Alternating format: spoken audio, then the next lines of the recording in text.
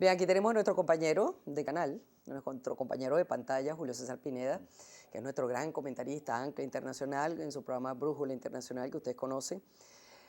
Julio incluso estuvo en la Unión Soviética Claro. como embajador. Y una de las cosas, Julio, que se me ocurre para comenzar es, bueno, cuando uno escucha hablar de la Revolución Rusa, se piensa en los bolcheviques, incluso se le llama revolución bolchevique. Ahora, ¿qué pasó con los mencheviques? ¿Qué pasó con esa etapa que fue previa? ¿Por qué se imponen finalmente los bolcheviques? Bueno, habían, como dice Arnold Toynbee, dos factores importantes. Un factor externo, él dice que todos los cambios son por una impulsión externa, que fue el caso de la Primera Guerra Mundial y la participación de Rusia junto a Francia e Inglaterra contra el Imperio Otomano y contra los alemanes. Eso causó mucha molestia y precisamente Lenin aprovecha el desencanto de las guerras internacionales y una presión interna de pobreza, de miseria, de marginalidad. Entonces los dos factores, un factor externo y uno interno, hicieron que explosionara todo el problema de la revolución, donde al principio fue una revolución socialdemócrata, si se quiere, pero fue generando una minoría radical cuando llega Lenin a la revolución de octubre. En ruso, Bolshoi es grande, Menchei es pequeño. El Teatro Bolshoi de Moscú es Bolshoi, el gran teatro. el gran ballet. Luego se convirtió lo que eran la minoría en mayoría, que son los bolcheviques. Bolchevique significa mayoría. Y la minoría fue desapareciendo, pero los mencheviques fueron al principio los partidarios del diálogo en unión con todos los revolucionarios. Después, como pasa todo el marxismo con su visión materialista de la historia, la única verdad es la de ellos y por lo tanto había que acabar a los que estaban en contra, sobre todo con la participación de Trotsky y del propio Lenin en eliminar a los enemigos que pasaron a ser minoría, por eso menchevique es minoría. Sí. Y fueron desapareciendo el programa político hasta con los soviets solamente aceptar al partido político Y fíjate que ellos son la comunista. propia negación de lo que es la tesis marxista, es decir, Claro. tiene que haber una etapa capitalista que se supera para no llegar a la dictadura del proletariado. Sí, el Ahí tema no hubo dialéctico capitalismo. permanentemente en eso, sí. Claro, un capitalismo que en definitiva se convirtió capitalismo de Estado, Sí, pero contra la burguesía y contra las clases dominantes en ese momento. Que fue necesaria la Revolución Rusa, porque si bien la Revolución Francesa abre un periodo de liberalismo, donde las libertades individuales son fundamentales, con los rusos se abre un periodo hacia la socialización, es decir, preocupado más por los derechos humanos de primera generación, por los de segunda generación, que son la justicia, la igualdad, y es lo que impulsa con mucha esperanza en el mundo la Revolución Rusa, que después, claro, con la caída del muro de Berlín, se acaba también ese periodo y viene ahora una especie de síntesis entre encontrar lo bueno del capitalismo, la libertad, sí. y lo bueno del socialismo, que es la justicia. Ellos tomaron pronto el control, los bolcheviques, Claro. vino todo este tema trágico de la familia del zar, etcétera. Pero parece que también esa férrea, ese férreo viraje también hizo que pronto muchos de los propios líderes de la revolución se desencantaran. No, y no solamente que se desantaran, sino que los persiguieran terriblemente. Terrible las purgas. Caso de Trotsky, asesinado en México por el Partido Comunista, y mucha de la clase dirigente inicial que creían en una revolución social, pero democrática, cuando vieron el concepto dictatorial, sobre todo, no tanto de Lenin, sobre todo de Stalin más adelante, porque había un humanismo en el fondo en los escritos del joven Lenin. Después con Stalin hay una dictadura terrible y una nueva oligarquía con un capitalismo de Estado. Por supuesto que se cantaron y lo sancionaron, lo sacaron. El caso de Lenin, Julio, que fue finalmente el gran líder de aquello, ¿no? El Lenin parece que una de las cosas, porque siempre dentro de esta gente que conduce procesos tan autocráticos y tan feroces, siempre hay algo, un sustrato de un gran desencanto personal con alguna situación o de algún gran trauma o alguna carencia. En el caso de Lenin parece que fue el asesinato de su hermano por el zarismo, ¿no? Bueno, eso fue en 1904, el grupo anarquista en el cual Lenin veía con simpatía, tuvo un problema gravísimo porque el asesinato de su hermano y sobre todo la muerte, cree y niega todo ese terrorismo anarquista y empieza a construir todo un modelo socialista, además muy inspirado en Europa porque él se va para Ginebra. Es más, en Ginebra hay una mesa donde los estudiantes acostumbraban a marcar su nombre y ahí está el café donde está el nombre de Lenin y libros marcados por Lenin en la Universidad de Ginebra, que es de donde toma el tren que lo lleva a Leningrado, que por cierto, si no lo hubiera tomado no hace la revolución, porque Sí, la historia está hecha de circunstancias y momentos, así es. y una gran capacidad intelectual, una gran formación, a diferencia de Stalin, que es el realizador, el militar de la política. Lenin es el teórico, y hay Hombre muy elementos, carismático, claro, ¿no? me decía el otro día el profesor Bessner, que estaba escribiendo, desgraciadamente desaparecido, sobre esa etapa humanista de Lenin y sobre todo de Marx y Lenin, la parte buena que había, que desgraciadamente con Stalin y en la política y militarismo la deforman totalmente y convierte en una dictadura más. Julio, cuando tú tuviste oportunidad de estar en la Unión Soviética y tener contacto con aquella sociedad, ¿qué queda de todo eso? Porque fíjate tú, ellos intentaron durante 70 años crear otra religión, la religión de la revolución. Sin embargo, cuando viene la perestroika, renace con más fuerza que nunca la Iglesia Ortodoxa. ¿Qué Fíjate ha que quedado de todo cuando aquello? nosotros llegábamos, fue el primer cargo diplomático mío con Bureli Rivas, que era el embajador en Moscú. Caldera abrió relaciones con Rusia, que habían sido interrumpidas cuando Pérez Jiménez y esa nueva política de Caldera de apertura hacia China, hacia Rusia, hacia Cuba, hacia América Latina, hacia el Caribe, marcó, es muy importante esa diplomacia de Caldera. Me tocó estar con Bureli Rivas y recuerdo que una visita obligatoria era ir al Ministerio del Ateísmo. Había un ministerio del ateísmo donde querían borrar toda imagen religiosa en los niños rusos.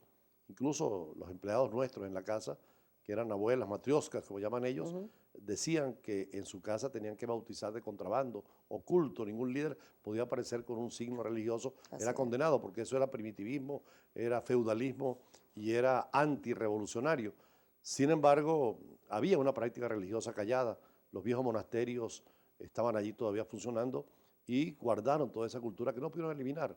Apenas cae la Unión Soviética, después del muro de Berlín, con la perestroika, como tú dices, y el Glasnost, la transparencia La y la transparencia, claro. reestructuración, el primero de ellos, que es Yeltsin, pide que lo entierre con todos los ritos de la Iglesia Católica en su muerte y pide asistencia a la Iglesia rusa.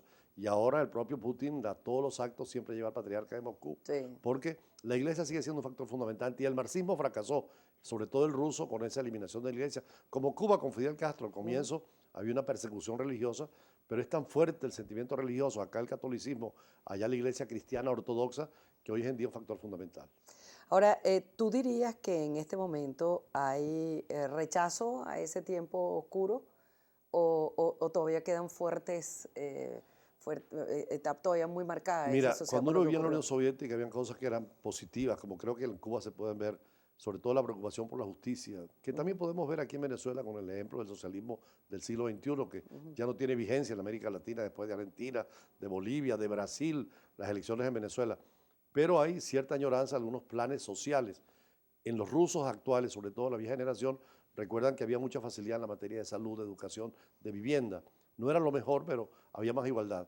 Pero había el terrible drama de la libertad, de la independencia.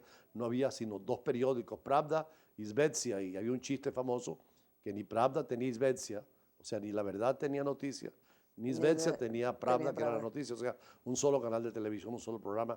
Un poco esa línea del partido único, el líder único y el mesianismo terrible. Tanto que Khrushchev tuvo que denunciar el personalismo de Stalin y Sí, después al propio Khrushchev también lo sacrifican prácticamente claro. por esa política de negación de los derechos humanos. Muchas gracias, Julio. Gracias por haber venido el día de hoy. El embajador nuestro en la Unión, en la entonces o todavía Unión Soviética, puso a la orden uno de sus ayudantes y su automóvil y me llevaron a pasear por Moscú. Yo estaba seguro de que iba a haber manifestaciones, que iba a haber algo. Puedo decirles que estuve más de una hora recorriendo Moscú y no vi un solo gesto, pero ni uno, no era que no había una multitud, no, ni una persona. La gente salía del metro, compraba su periódico Izvestia, lo ponía bajo el brazo y se iba a su trabajo. Todavía le digo al chofer, mire, seguramente eso es aquí porque es la parte central, vamos a los barrios obreros, los barrios de la fábrica. Y hemos pasado otra hora allí, quizás un poco más, y no vimos una sola demostración de inquietud o, en todo caso, siquiera de recuerdo de lo que había existido.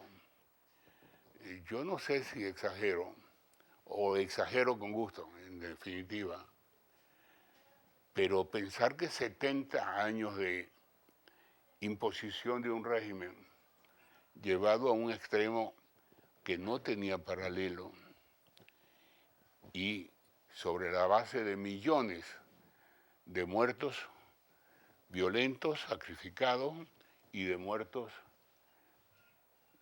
voluntarios, luchadores. No podía menos que recordar a mis alumnos de la Escuela de Historia cuando se iban a despedir de mí y se me decían, profesor, me vengo a despedir porque tengo que irme. Y yo le decía, pero ¿por qué te vas si tienes los exámenes? No, no, es que tengo que irme. Y luego venía la noticia de que lo habían matado. Bueno, ver morir aquel gran engaño, aquella gran mentira tinta de sangre, sin que se levantara una voz de protesta. Estaba yo seguro de que en alguna esquina habría un comunista con una bandera roja protestando, reclamando. Cuando yo cuento de eso todavía me emociono, pero me emociono en el sentido de la perplejidad que me causaba ese hecho, pues yo lo veía como historiador, pero también como antiguo militante juvenil comunista. La Revolución Rusa dio lugar a un Estado comunista que duraría muchos años y que expandiría su influencia por el mundo, logrando que muchos países optaran por su forma de organización social. Lo que llama la atención de esta circunstancia, Manuel Felipe, es que los sucesos se dieron de forma distinta a lo que se pregonaba desde el marxismo. En efecto, según el materialismo dialéctico, la revolución debería de pasar primero por una sociedad capitalista, sociedad que luego daría forma a una dictadura del proletariado. En este caso, la dictadura llegó sin que en ningún momento se pasara a una sociedad en donde el capital fuese la premisa de organización. Un Estado que se organizó bajo la forma de una república socialista federal dirigida por comités de obreros denominados soviets, es decir, que la clase trabajadora asumía así la dirección del gobierno de Rusia.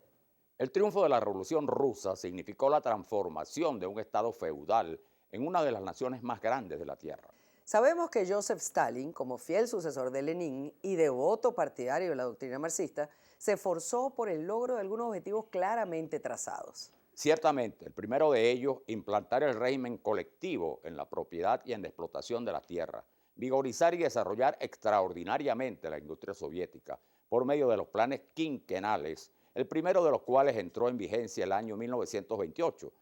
A decir verdad, esos planes contribuyeron a hacer de Rusia una gran potencia industrial y militar y luego convertir a Rusia en una gran potencia militar defensora de su sistema, capaz de propagar la doctrina comunista por todo el mundo.